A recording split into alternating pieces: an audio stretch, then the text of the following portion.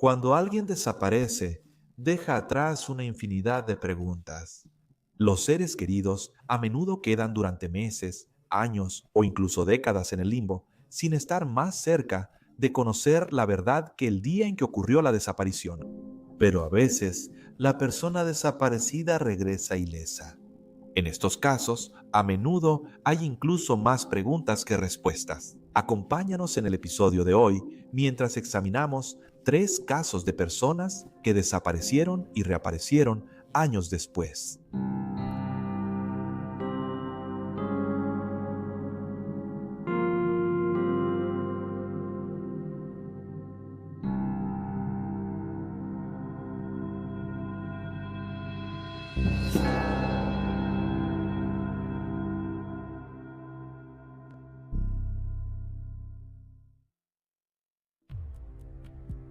Petra Pasitka, de 24 años, fue vista por última vez el 26 de julio de 1984.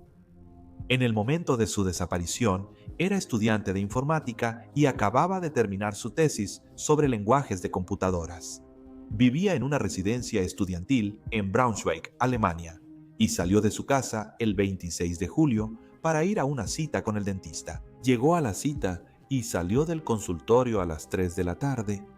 Después, una amiga dijo que visitaría a sus padres en Wolfsburg y viajaría en autobús. Pero Petra nunca llegó a la casa de sus padres y tampoco regresó a su alojamiento estudiantil.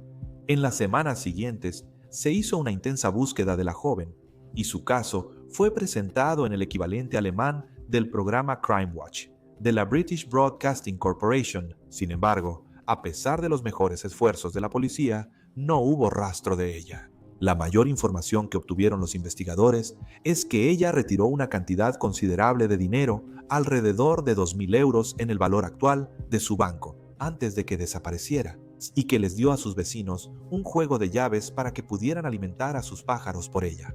El caso de Petra pasó rápidamente de una investigación por desaparición a una de homicidio. Los detectives teorizaron que la persona que mató a Petra era la misma que había matado a una niña de 14 años, un año antes, en 1983. El asesinato había ocurrido en una zona boscosa cerca de donde Petra debía tomar el autobús hacia la casa de sus padres. Menos de un año tras la desaparición de la joven de 24 años, en marzo de 1985, un aprendiz de carpintero de 19 años, Gunther Kay, fue arrestado por el asesinato de una niña de 14 años mientras estaba bajo custodia policial. El joven confesó 2 años después. También admitió haber asesinado a Petra en 1984. Tras la confesión, la joven de 24 años fue declarada muerta en 1989. Por años, amigos y familia de Petra pensaron que había fallecido. Pero todo cambió en septiembre de 2015, cuando una mujer de 55 años llamó a la policía a su departamento en Düsseldorf tras ser víctima de un robo. Los investigadores iniciaron una investigación sobre el robo, pero rápidamente descubrieron que la mujer que residía en el departamento estaba usando un nombre falso. Mientras era interrogada por la policía, la mujer reveló que ella era Petra Pasitka y que había desaparecido. En 1984, ella probó su identidad mostrando su credencial de hace 30 años. La policía descubrió que Petra vivió en varias partes de Alemania Occidental, pero se estableció en Düsseldorf. Poco más de una década antes, ella había estado viviendo su vida sin tarjeta de seguro social, pasaporte, licencia de conducir ni cuenta bancaria. Se indicó que no puede ser penalmente responsable de su desaparición, ya que nunca usó documentos falsos. Nunca se le pidió mostrar documentos oficiales a nadie. No está claro qué estaba haciendo o cómo se las arregló durante los 31 años desde que desapareció. También se ha negado a declarar públicamente por qué dejó atrás su antigua vida. Solo le dijo a los investigadores que no quiere tener contacto con el público ni con su familia. Actualmente vivo en la región de Gifhorn. Su padre falleció años antes de que la hallaran, y su madre y hermano lloraron y se sorprendieron al saber que seguía viva. Las autoridades declararon que le preguntaron si su hogar era violento o abusivo de alguna manera, pero ella lo ha descartado claramente. Petra no se reunió con su familia, pero ellos le escribieron una carta y pidieron a la policía que se la entregara en caso de que alguna vez cambiara de opinión. Antón Pilipa tenía solo 35 años cuando desapareció de Canadá en 2012. La última vez que se le vio fue en Vancouver, donde vivía entonces. Durante 5 años, el paradero de Antón fue un misterio.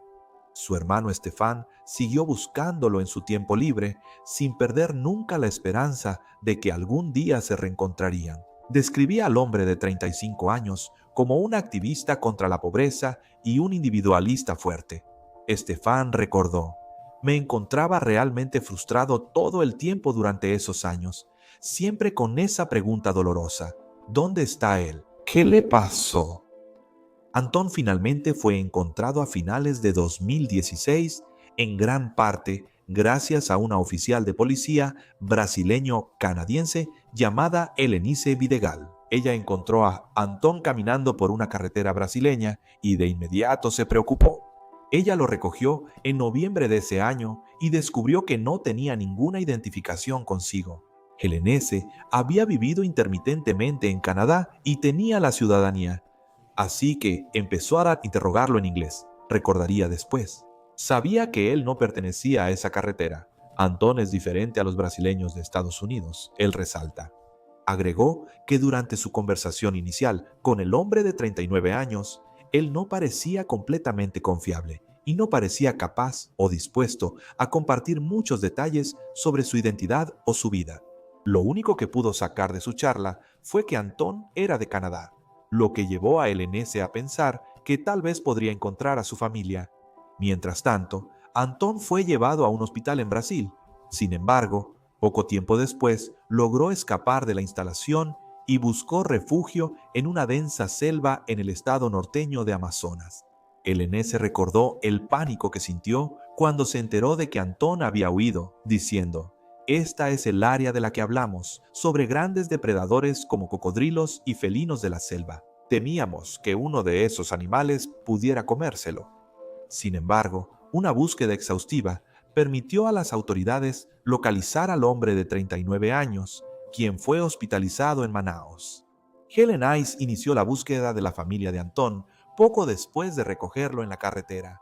A través de redes sociales, ella difundió su imagen, esperando que llegara a las personas correctas, y lo logró. El mes siguiente, Estefan vio la publicación y al observar las fotos, se sorprendió al pensar que podría ser su hermano perdido hace tiempo. Sin embargo, recordó que no quería ilusionarse en ese momento, por si acaso. Posteriormente, Estefan hizo arreglos para viajar a Brasil, ayudado en parte por una campaña de recaudación de fondos que le ayudó a pagar el viaje, que no solo incluía los vuelos y el alojamiento, sino que también cubría las facturas del hospital y las tarifas consulares. En enero de 2017, Estefan arribó a Brasil. Recordó que cuando vio a Antón por primera vez, se veía realmente mal. Notó que la salud de su hermano empezaba a deteriorarse, pero se sintió aliviado de haber llegado justo a tiempo. Meses después, al hablar con Canadian Broadcasting Corporation Noticias, declaró que su hermano estaba sorprendentemente bien. Antón dijo a British Broadcasting Corporation Brasil que estaba feliz de haber sido encontrado y que tenía mucha suerte de estar vivo. Estoy muy feliz de poder regresar con mi familia. Muchos detalles sobre dónde estuvo Antón y qué hizo en los 5 años que estuvo desaparecido siguen sin aclararse. Su hermano dijo que no quería presionarlo demasiado cuando recién llegó a casa. Concluyó que probablemente su hermano hizo el viaje desde Canadá hasta Brasil, caminando, a veces sin zapatos, además de pedir aventón y esconderse en la parte trasera de los camiones. Estefan le dijo a los medios de comunicación que su hermano estaba sufriendo problemas de salud mental antes de desaparecer y que su familia había tenido dificultades para conseguirle la ayuda que necesitaba. En enero de 2011, Antón fue acusado de agresión y delitos con armas tras una confrontación física. Desapareció poco tiempo antes de que tuviera que presentarse en la corte. En las semanas posteriores a su desaparición, su familia fue notificada. La policía visitó refugios y contactó cárceles y morgues en su búsqueda, pero no se encontró ningún rastro de él. Antón recorrió 10.000 kilómetros durante su desaparición, sin zapatos y solo con la ropa puesta. Estefan declaró después que descubrió que una de las motivaciones de su hermano era llegar a la Biblioteca Nacional de Buenos Aires, en Argentina. Cuando llegó, lo rechazaron por no tener identificación. Luego viajó a Brasil. Antón reveló que sobrevivió recogiendo frutas y bayas, confiando en extraños amables y rebuscando sobras y ropa desechada en los botes de basura. Comenzó el viaje con una mochila, pero le robaron sus pocas pertenencias varias veces. Antón concluyó que, aunque conoció a algunas personas malas en su viaje, recibió mucha generosidad, señalando: "Nunca me he sentido solo. Han sido muchos años de reflexión. Dormir al aire libre es muy sencillo vivir. No necesitamos muchas cosas". Edgar Latulip, un joven de 21 años, fue visto por última vez en septiembre de 1986 en Kitchener, Ontario, Canadá. El 2 de septiembre, él se alejó del hogar grupal en el que vivía en ese momento. Los informes indicaron que Edgar tenía retrasos en el desarrollo y que rentaba una habitación en el hogar usando su pensión por discapacidad. Su madre, Sylvia Wilson, dijo que la última vez que vio a su hijo fue en enero de ese mismo año, cuando él estaba en el hospital tras haber intentado suicidarse. Ella recordó que cuando lo vio, él parecía estar gravemente bajo de peso y estaba muy preocupada por su bienestar. Esto llevó a sospechas de que Edgar se fue de casa el 2 de septiembre para intentar quitarse la vida una vez más. La Policía Regional de Waterloo investigó su desaparición y halló que el joven de 21 años compró un boleto a las cataratas del Niágara en una terminal cercana, pero no lo localizaron. Más allá de esto, las cataratas del Niágara, además de ser una atracción turística, son conocidas por los suicidios, lo que preocupaba a los investigadores.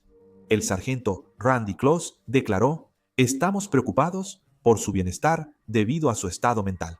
Cuando alguien desaparece tanto tiempo como este sujeto, pensamos lo peor". Varios años después, en 1991, una organización sin fines de lucro llamada Víctimas de la Violencia anunció que estaba usando nueva tecnología en los principales aeropuertos, entre otras áreas públicas, para mostrar fotografías de personas desaparecidas con el fin de poner sus rostros frente a posibles testigos. Desafortunadamente, en el caso de Edgar, esto no generó nuevas pistas. En 1993, la policía investigó un avistamiento de él en Hamilton, pero no tuvo resultados. El caso volvió a enfriarse hasta 2008, cuando varios casos sin resolver fueron reexaminados. Los 20 casos activos de personas desaparecidas en la zona fueron absorbidos por la División de Homicidios, que comenzó nuevas investigaciones sobre estas desapariciones largamente olvidadas. La madre de Edgar aún tenía una pequeña esperanza. Se preguntaba si alguien se había aprovechado de Edgar, de 21 años, pues tenía el desarrollo de un niño pequeño. Ella dijo a los reporteros que temía que asesinaran a Edgar, pero no tenía pruebas. De cualquier manera, le costaba descansar. Agregó: "Cuando Edgar desapareció, me enfermé bastante. Tuve que tomar una licencia en el trabajo. Estuve al borde de una crisis nerviosa. Edgar estuvo desaparecido 30 años. No fue hasta 2016 que finalmente hubo un avance en el caso, cuando, el 10 de febrero, la policía anunció la mejor noticia imaginable. Edgar había sido localizado sano y salvo. En ese momento, él residía en St. Catharines, Ontario, y resolvió su propia desaparición al recordar su verdadera identidad. El día de su desaparición, Edgar salió de la región de Waterloo y se dirigió hacia St. Catharines. Aunque se detuvo en la región de Nigeria, solo estuvo allí por un corto tiempo. Durante su estancia, sufrió una lesión en la cabeza que afectó su memoria y lo dejó sin identidad ni hogar. Edgar decidió empezar una nueva vida, sin saber que en Waterloo había personas que lo buscaban. La nueva vida de Edgar no había sido particularmente fácil. Había enfrentado la falta de vivienda y, en general, dependía de los servicios sociales para poder salir adelante. Llevaba una vida tranquila y reservada y no usaba las redes sociales. En enero de 2016, contactó a su trabajadora social y le comentó que empezaba a recuperar recuerdos. diciéndole que estaba seguro de que su verdadero nombre era Edgar Latulip. La trabajadora social decidió buscar el nombre y posteriormente investigó el caso. La policía de Saint Catharines tomaría después una muestra de ácido desoxirribonucleico, la cual fue comparada con una que su madre había proporcionado el año anterior. Fue una coincidencia, recordó Silvia. Me quedé realmente sorprendido. Después de 30 años, Silvia y Edgar se reunieron. Lo primero que hizo fue disculparse. Luego le habló de su vida en San Catharines. Cómo hizo amigos, tenía departamento propio y vivía con una pensión por discapacidad. Lamentablemente, el padre de Edgar había fallecido en el año 2000, lo que significaba que solo quedaba su madre en la familia, según ella dijo. Solo quiero hablar con él y ayudarlo en todo lo que pueda. Solo quiero verlo. Y ahí tienes los hechos. Por favor, deja un comentario aquí abajo con tus propias opiniones y reacciones y recuerda darle like a este video y suscribirte para apoyar el canal. Gracias por ver, mantente alerta, mantente seguro y nos vemos la próxima vez.